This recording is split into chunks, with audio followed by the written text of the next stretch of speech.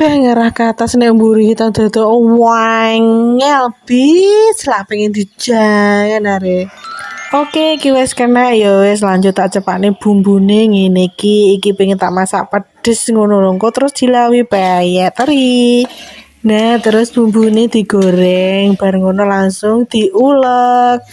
Iki wis tak wene uyah karo gulane pisan ben penak lek ngulek. Nah, bar ngono terus ditumis. Ndak usah suwi-suwi lek numis, mergakno mau kan ya wis digoreng, terus langsung dicemplung nih katese sing wis tak cacah, wis tak umbah.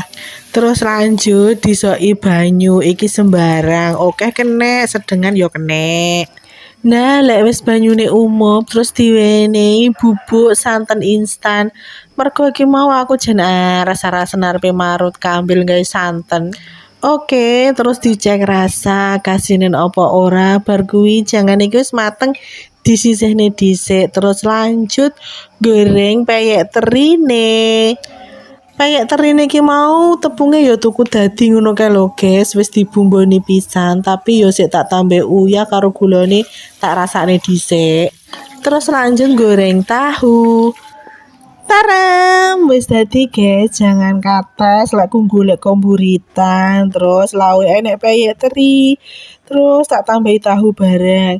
Tapi kok sik kurang ya wis tak tambahi timun, sik nemu timun teko kulkas. Iki masih mek ngene yo enak lho guys. Yo wis, selamat mencoba di rumah.